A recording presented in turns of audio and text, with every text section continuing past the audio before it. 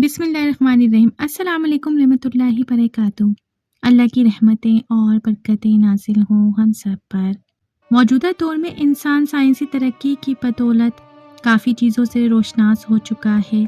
समंदर की तह और पहाड़ों की चोटियों पर कामयाबी के बुलंद झंडे गाड़ रहा है। ज़मीन के अंदर और सितारों से आगे नए जहानों की तलाश के मंसूबे बना रहा है। लेकिन हमारे इर्द गिर्द अब भी बहुत से ऐसे राज पोशीदा हैं जिससे आज तक पर्दा नहीं उठाया जा सका। आज भी इस कुर्रे अर्ज पर बहुत से वाकयात रोनुमा होते हैं और कई आसार ऐसे मौजूद हैं जो सदियों से इंसानी अकल के लिए हैरत का बाइस बने हुए हैं और जिनके मुतालिक साइंस सवालिया निशान बनी हुई है।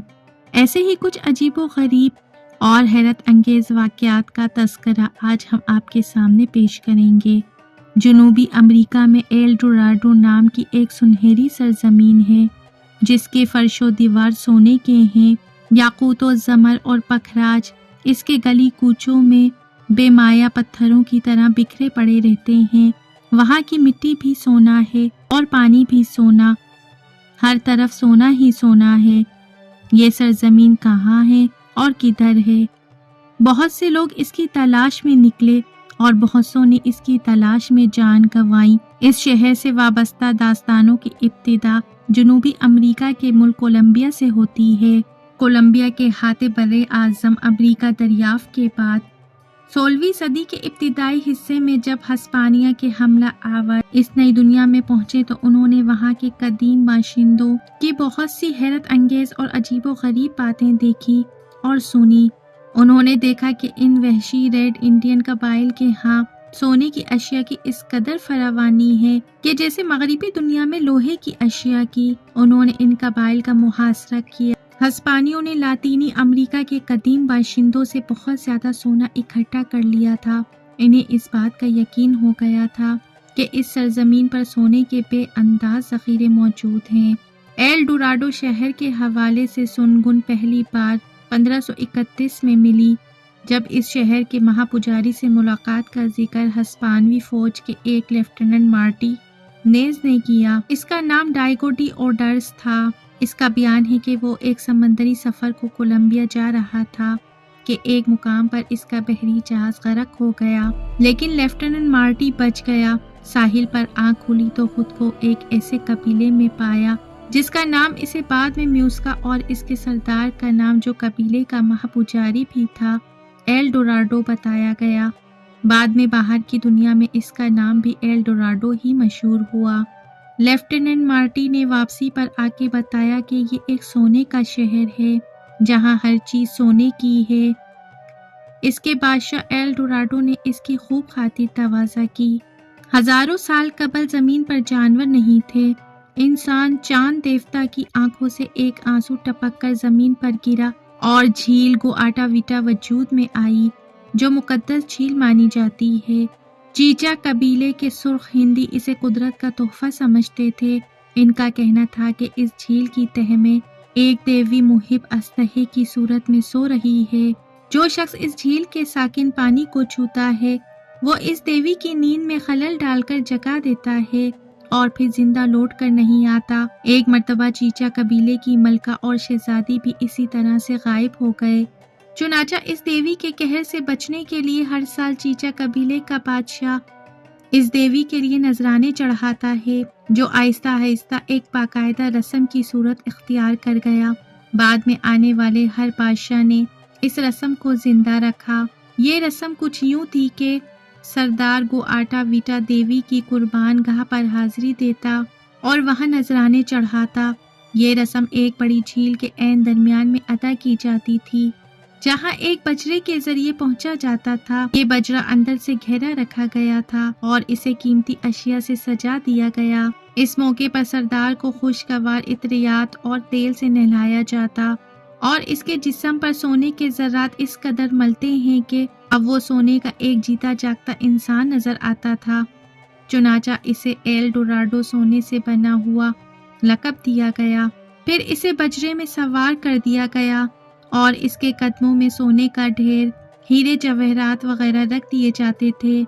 वो इसमें घुटनों तक डूब जाता बजरा धीरे धीरे साहिल से झील के वसत तक ऐसे मुकाम पर पहुंच जाता जहां से इसका फासला साहिल से हर तरफ यकसा था। यहाँ पहुंचकर एल डोराडो कदमों में लगा सोने के हीरे जवेरात का ढेर पानी में गिरा देता और इसके बाद खुद भी पानी में डुबकी लगा देता। ये कहानी सुनकर सोने के मुहिम जो मतलाशी जोक दर जोक आजम अमेरिका हुए, जबकि इनके पहुंचने से बहुत पहले हस्पानवी कबीले के सोने के ज़खायर इनसे छीन छान लिए थे। ये सोना और जवेरात अहले कबीला बैरूनी दुनिया के साथ तिजारत यानी माल के बदले हस्पानियों ने कबीले के इलाके भी अपने कब्जे में ले लिए। इनका वो इलाका जो इनकी देवी को आटा वीटा के नाम पर है, आज भी कोलंबिया के इलाके बोगोता में मौजूद है। सोने के हुसूल के लिए हस्पानवी फराक को कोर्टेज मेक्सिको ने एक एक कबीले को तबाह बर्बाद करके रख दिया, लेकिन सोने के असल ज़खायर का पता न चल सका। इस दौरान पूरे यूरोप में इंडियन अक़वाम के पास सोने के नाकाबिल तस्वुर ज़खायर की खबर फैल चुकी थी। फिर क्या था, लुटेरों के गिरोह दर गिरोह बहती गंगा से हाथ धोने के लिए तैयार हो गए। कितने ही लोग इस तलाश में निकले। सोने की तलाश में बहुत खाक छानी, दर बदर की ठोकरें खाई, मगर एल डोराडो का कहीं पता न चला। इनकी मेहमात के दौरान हर बार ऐसा लगता कि जैसे अब ये पहुंचने ही वाले हैं। एल डोराडो बस चंद कदम के फासले पर है, अगली पहाड़ी या अगले दरिया से आगे, मगर वो अगली पहाड़ी या अगला दरिया भी रेगिस्तान के सराब की तरह नजरों से ओझल हो जाता। सन 1536 में एक सिपाही अपने हमला 600 सिपाही और 85 घोड़े लेकर सोना लूटने निकल खड़ा हुआ। उन्होंने सुन रखा था कि जनूबी अमेरिका में इस पहाड़ों में एक बेपनाह दौलतमंद तहसीब मौजूद है जिसका बादशाह एल डोराडो है।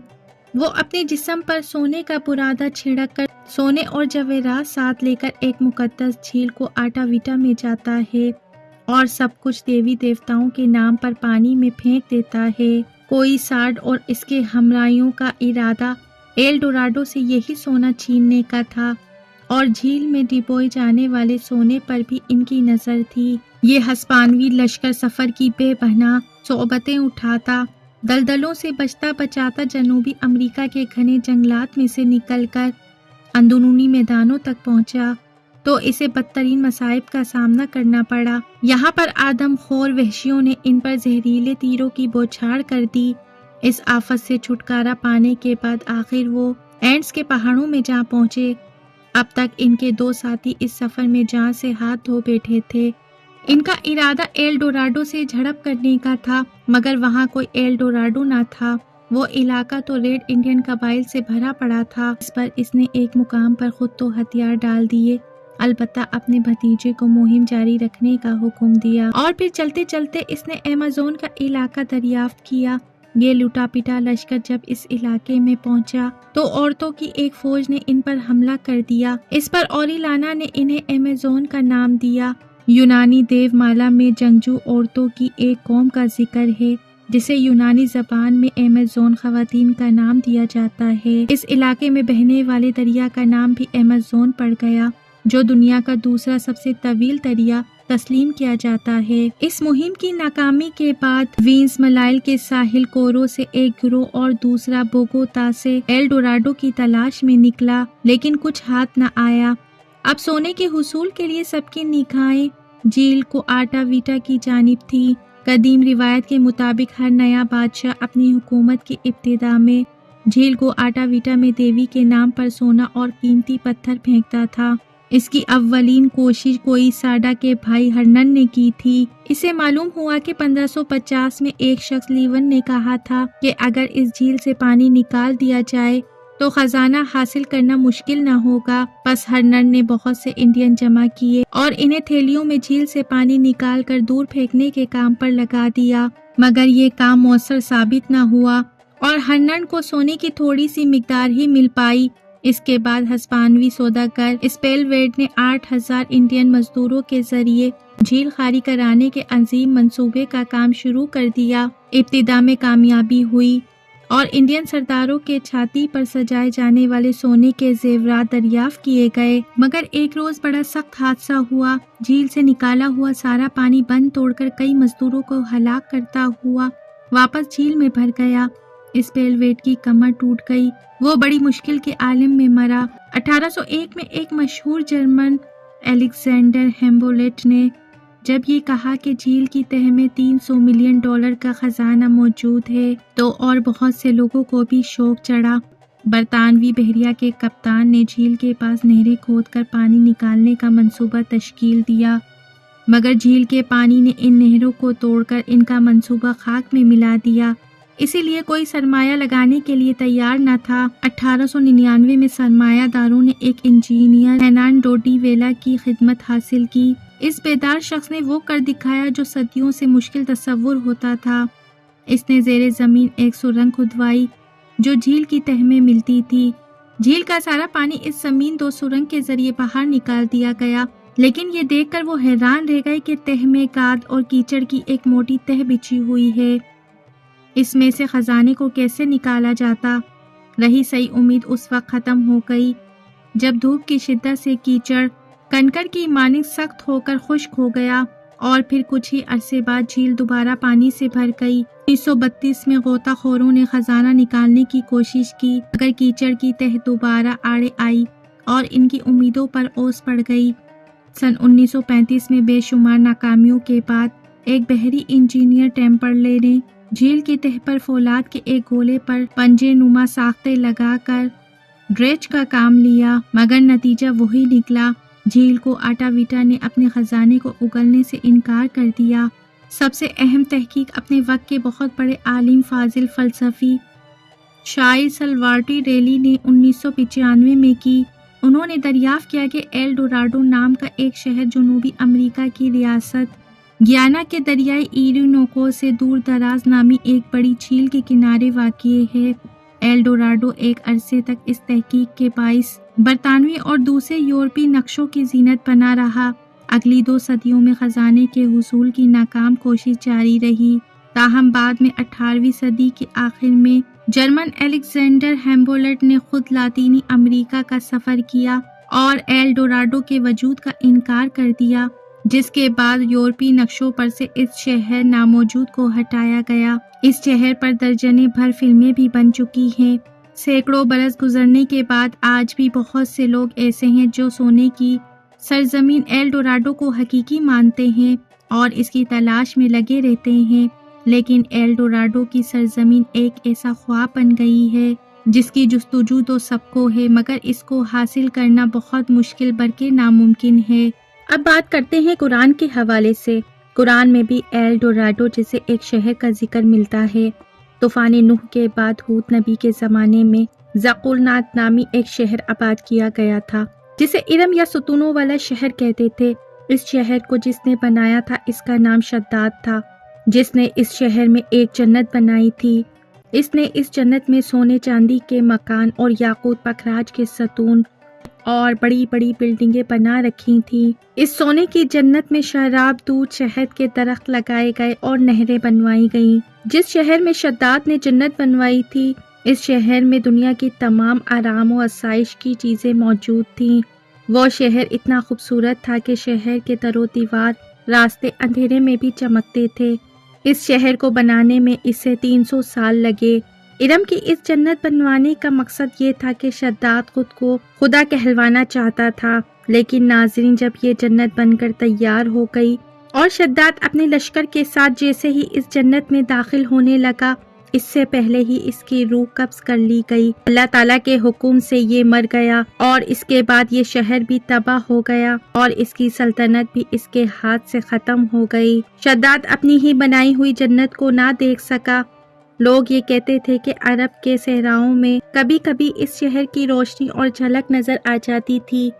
ایک مرتبہ حضرت عبداللہ ابن کلابہ عدن کے اسی راستے سے گزرے۔ سفر کے دوران آپ کا اونٹ کہیں کھو گیا تھا، لہٰذا اسے ڈھونڈتے ڈھونڈتے آپ راستہ بھٹک گئے اور عدن کے اس علاقے میں جا پہنچے جہاں حضرت عبداللہ نے ایک چمکدار شہر کو دیکھا، جس کی دیواریں اور میناروں کو دیکھ کر آپ حیران رہ گئے۔ اتنی زیادہ خوبصورتی دیکھ کر آپ بے ہوش ہو گئے۔ جب ہوش آیا تو آپ نے سوچا کہ یہ شہر بالکل ویسا ہی ہے جیسے حضور اکرم صلی اللہ علیہ وآلہ وسلم نے شداد کی جنت کے بارے میں بتایا تھا۔ پھر آپ اٹھے اور اس شہر کے اندر داخل ہو گئے جہاں پر نہریں بہہ رہی تھی اور درخت لگائے گئے تھے، اور وہاں بہت سی خوبصورت چیزیں ایسی تھیں جسے آپ نے کبھی نہیں دیکھا تھا، لیکن وہاں کسی انسان کا نام و نشان نہ تھا اور پورا شہر ویران تھا۔ حضرت عبداللہ نے وہاں سے کچھ سونے چاندی اٹھا لیے اور وہاں سے سیدھے دمشق چلے گئے، جہاں انہوں نے امیر معاویہ کو یہ ساری صورتحال بتائی۔ پھر صحابہ کرام کے ذریعے آپ نے اس شہر کی تصدیق کی کہ واقعی وہاں وہ شہر ہے جسے شداد نے بنایا تھا، لیکن اس شہر کو اللہ نے انسانوں کی آنکھوں سے آج بھی اوجھل رکھا ہوا ہے۔ ایل ڈوراڈو شہر کو وہی شہر کہا جاتا ہے جس کو شداد نے بنوایا تھا، کیونکہ ایل ڈوراڈو کی تمام چیزیں شداد کی جنت سے ملتی جلتی نظر آتی ہیں، جبکہ دوسری طرف علماء اس کا انکار بھی کرتے ہیں، کیونکہ حضرت عبداللہ نے جس شہر کو دیکھا تھا وہ عرب کے جنوبی علاقے عدن میں تھا، لیکن ایل ڈوراڈو امریکہ کے جنوبی علاقے کے سنسان جنگلات کے بیچ میں ہے۔ لیکن اس سے یہ بات تو ثابت ہوتی ہے کہ پہلے زمانے کے لوگوں نے ایسے شہر بنائے اور اس کو دیکھا بھی تھا، جیسا کہ حضرت عبداللہ نے امیر معاویہ کو جا کر بتایا۔ محترم ناظرین، امید کرتی ہوں کہ میری آج کی ویڈیو آپ کو ضرور انفارمیٹیو لگی ہوگی۔ اگر میری ویڈیو اچھی لگی ہے تو میرے چینل کو سبسکرائب کیجیے، لائک، شیئر اور بیل آئیکن پہ ضرور کلک کیجیے۔ اپنا بہت سا خیال رکھیے۔ زندگی رہی تو پھر ملیں گے معلوماتی ویڈیو کے ساتھ۔ اللہ حافظ۔